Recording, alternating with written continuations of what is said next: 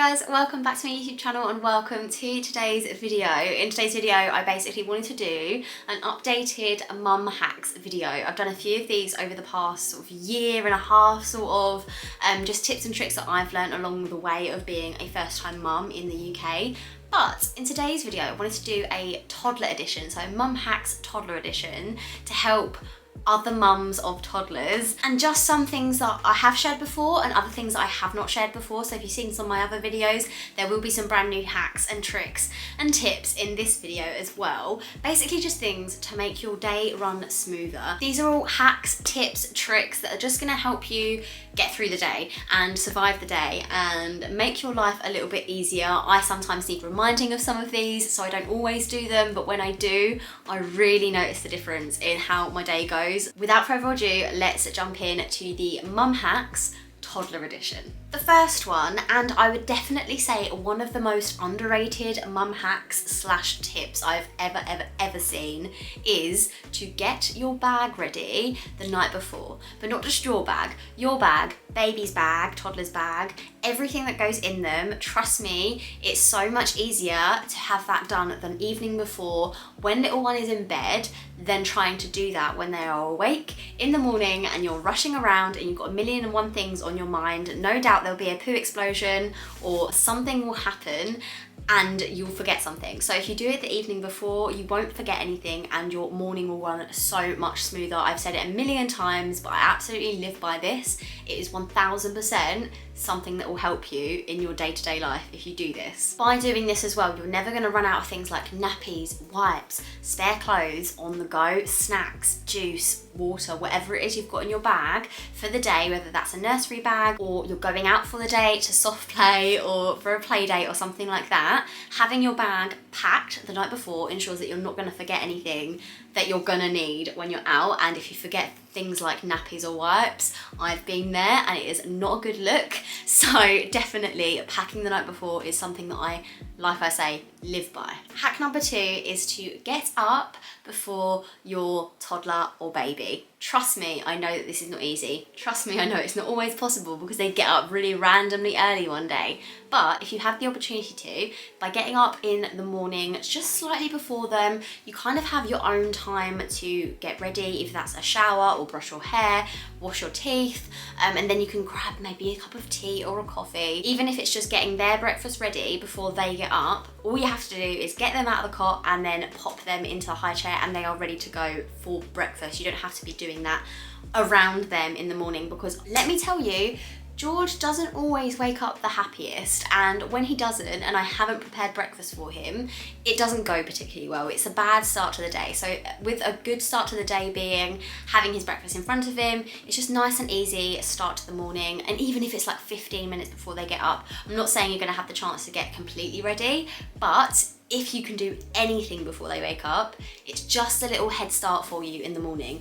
Like I say, it's not always possible, but it's definitely a really good tip if you have the chance to. Hack slash tip number 3 is probably one of my biggest ones, and one that I learned sort of when I was on my own for like the 4-month period when my partner was away last year, is to have a bath or a shower or wash your hair, anything that you can do the evening before, because it saves so much time in the morning. It's just one less thing that's on your plate in that morning. If you've got the bag prepared and you've washed your hair and it's dried, all you've got to do is like chuck it up in a ponytail or a mum bun or something like that, and then get their breakfast done, and then you can leave the house. Like realistically, that's all you really need to do. If you've got one of those things done, like if you've had a shower the night before and all you've done is gone to bed, it's not the end of the world if you don't get the chance to have a shower that morning. And for me, I literally lived by that for 4 months straight, and I'm still trying to do it now as well, even though my partner is back. It's just a lot easier if you don't have to wash your hair, dry your hair, style your hair, or whatever in the morning. If you have it all done the evening before, then your morning is so much smoother, and I would for one say that is a definite mum hack for me. Hack number 4 is for nappy changes, and there's actually 2 hacks in here for nappy changes, this one and the next one. The 4th hack is to do the first nappy change in the cot. And the reason I say this is, again, like I said, George doesn't always wake up the happiest of a morning, and if I get him out of the cot and then the first thing I do is strip him down and change his nappy, he is not happy with me, like, at all. So by doing it in the cot, letting him have a little wake up in the cot, then taking his sleeping bag off, then like just changing his nappy in there, obviously only if it's a wee. If it's a poo, do not do that in the cot. It is not a good look because it is literally the worst idea ever. I've tried it. But if it's just a wee that they've done overnight and their nappy's a bit full, change it in the cot because they are happier in there. It's where they've been all night, they're comfortable, that you don't have to strip them entirely. You just take their bottoms off, put a new nappy on, obviously give them a wipe and everything, and they're just wandering around the cot. Obviously George is a toddler, so he's like walking around a little bit, and then his nappy's changed, and then all I have to do is put his clothes on. Again, I tend to do that in the cot as well because we're getting out of the door pretty much straight after breakfast for nursery. It's just so much easier for me to do that in the cot, and then he's just happier. I just want him to be happy. Hack number 5 is another nappy changing one, and it's for basically every other nappy change going forward after that initial nappy change, but especially for number 2s. And that is to, when you are changing their nappy, just to put your leg over their stomach.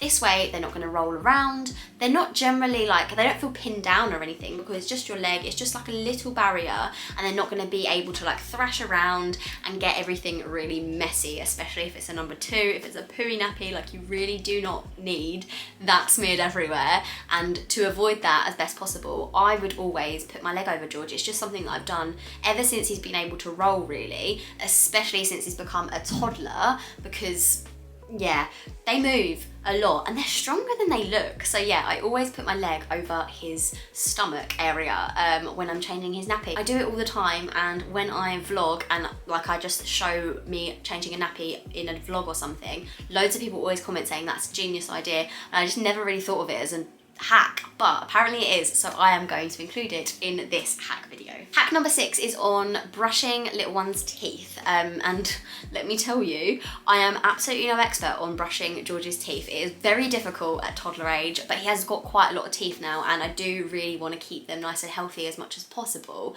So my best tips are probably for brushing teeth is either to do it in the high chair after dinner or after breakfast, or both, because they're happy in the high chair, they've just had their dinner and stuff, and you can just give them the toothbrush with a little bit of toothpaste on, and then sort of let them just like guide it.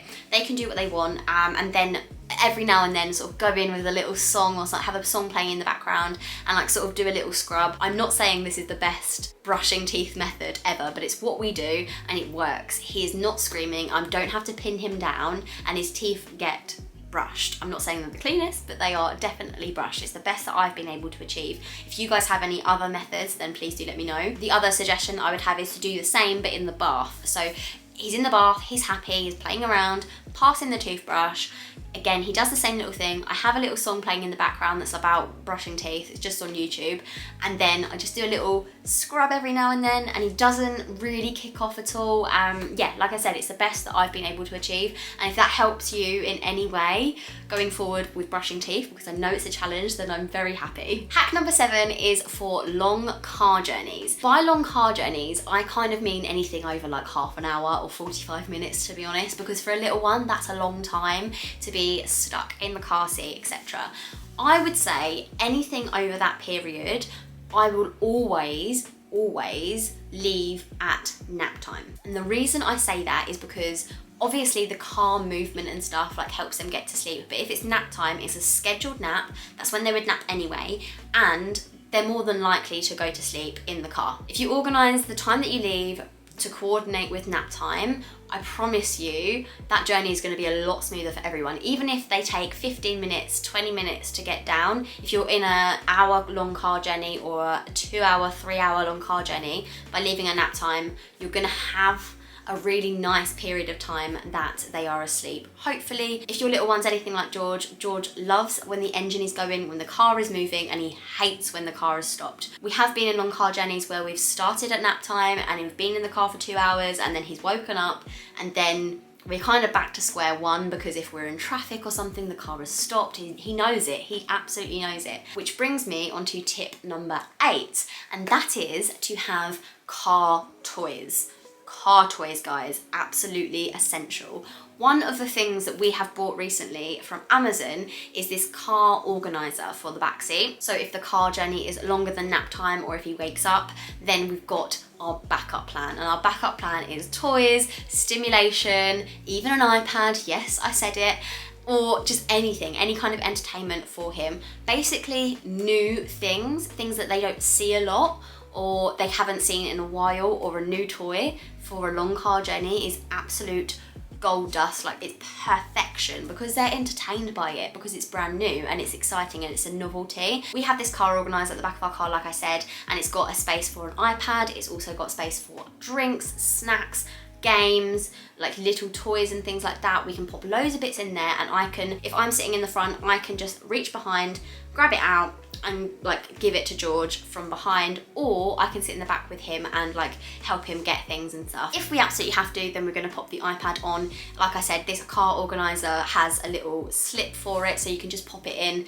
They can see it, they can't touch it, it's not going to fall on them, they're absolutely safe and everything, but they can see it and it's going to give them a little bit of stimulation over the car journey if needed. I will link that exact car organizer down below because it's absolutely perfect. I think we paid £12.99 for 2 of them, so it's actually like £6.50 per car organizer, and I just feel like that is so good for something that is so practical and so useful for those car journeys, especially with toddlers. Tip number 9 is to do with food. So I have said this about 100 times on every single hack video that I've ever done, every single tip video I've ever done, but the best thing that I do genuinely to help me get through the days and weeks with a toddler is to batch cook and meal prep. I've said it 1,000 times. I genuinely, if you can allocate like half a day or even an hour to batch cook some stuff and pop it all in the freezer, and then you are literally stocked up.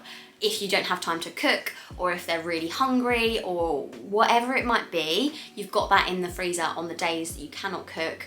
For whatever reason, you've got that there and you do not have to stress. You're never gonna have a hungry little one because it's always there. Easy peasy, just get it out either the day before to defrost, or you can put it in the microwave and put it on the defrost setting, which is what I tend to do a lot of the time because I always forget to get things out of the freezer.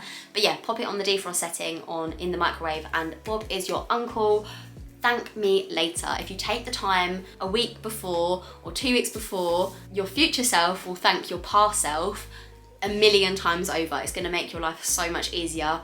On them weekdays that you are just stressed to hell and haven't cooked anything, have it. You've batch cooked, you know this because you are smart. Tip number 10 is to use a subscription recipe box, any kind. I have used HelloFresh in the past. I'm currently actually using Mindful Chef, and I want to try some Gusto ones as well, but basically any subscription box for recipes, like recipe subscription boxes, are a lifesaver. I cannot say this enough. You don't have to think about what things you're gonna eat. You don't have to go shopping. You don't have to do any of those things. It's such a time saver, and with a toddler, time is of the essence. We all know that doing things with a toddler takes a lot more time. So if you had to go to the supermarket, if you had to plan your meals, think about those meals, make them, find the recipes, all of that kind of stuff, it's actually really time consuming, and you do not have enough time as an adult generally, but especially an adult with a baby or a toddler. Having those meals planned out for you, literally arriving at your door with pre-portioned, perfect ingredients, and then just having the recipe card and making those either that afternoon or whatever, it genuinely has saved me more times than I can count. I do actually have a couple of discount links in the links below, so I'll link those in the description box. So I will link those down below and have a little look, see what you think. Trust me, you absolutely will not be disappointed with the time element of it. It might not be for you going forward completely, but it's a time saver and it is a stress saver, and they're the 2 things that you need as a mum of a toddler. Hack number 11 is again to do with food and meal times, and it is to cook things and eat things that are family friendly so that you don't have to eat separate things to your baby. So for example, things like a pasta bake or a big like risotto, things that are easy to make, you can batch cook loads of, like going forward. If you did not want to do the recipe box route and you wanted to get something different, like from Tesco or whatever, big portions of food that you can cook up, batch cook, and then you can all eat as a family. One, it saves a lot of time because you don't have to cook and think of ideas for 2 different meals, like for the adults and for little one. You can actually just all eat the same stuff. For me, I love doing that. And then what I just do is make it up, whatever it is, say it's a big pasta bake, and then I will just portion George's out, and then I will add some salt and some seasoning and stuff to our one so that his hasn't got loads of salt in it. I'm not gonna lie, I really like salt, so I do add salt to ours afterwards, but I don't want George to have as much salt as that. But yeah, basically introducing like little one to flavours and things that you really enjoy, so that going forward, when they get older, you can eat the same food. In the long run, it's going to be so much better for you and your family, because like I said, it's less prep for you, but also you get to sit down and enjoy meal times together with your toddler, and that's invaluable, especially at their age where they're learning so much. I just feel like that is one of the best tips that I could give you when it comes to meal times. And then finally, toddler hack number 12 is for after meal times. You know when you're trying to wipe down baby's hands with wipes and toddler's hands with wipes, and they hate it. I don't know what it is, but they hate it so much. They kick off about it, don't they? I found a really good hack of combating that like traumatic experience of cleaning them after meal times, and that's basically to just get a bowl, pop some like lukewarm water in the bowl, and then bring it to the high chair and let them like dip their hands in it, and then you just sort of wipe their face with the water. It's fun, it's exciting, it's almost like a game. George splashes in it a little bit. It's so much easier than using the wipes. Plus it's a little bit more eco-friendly because you're not using the wipes as much. I guess you're still using water, but you're gonna have to use water to wash anyway. Genuinely, he's so happy with it. He thinks it's a game. I cannot tell you how much better that time of the evening goes now that that's what we do. I started off by taking him over to the sink and like washing his hands like that, but sometimes he would get irritated by that as well. But then when I brought the water to him and he was dipping his hands in it and he was having fun with it, it's just more exciting and so much less stressful for you. And that's what we need. That is all we need. Less stress, less time consuming, and just a happy toddler. That's all we want. So yeah, those are my top 12 mum hacks, toddler edition, for those of us that are mums of toddlers in the UK. Honestly, I know there are so many more that I could have mentioned, but I would love to know what your top mum hack is, whether that's for little ones or for toddlers specifically. I'd really love to know, because I feel like I forget things quite frequently, and I would love for this like comment section to be a really good haven for other mums to go to have a little look if they're struggling, if they're like don't know what they're doing, or if they're coming up to like toddlerhood and they're like, right, I need some help, because that was me, that was definitely me. Then I would love for your comments to help others, and yeah, that's what I just love about this community, is that we all help each other. The sheer amount of stuff that I've learned from you over the past year and a half, guys, is absolutely incredible. So you guys honestly make this community what it is, and I absolutely love it. So I thank you in advance for all of your mum hacks. I can't wait to read them. But for now, I will love you and leave you, and I will see you in the next one. Bye guys. 'Cause you glue all the pieces back together. Yeah, you take all my wrongs and make them better. Yeah, you're making me wanna try forever. And I feel so free, oh my sweet baby.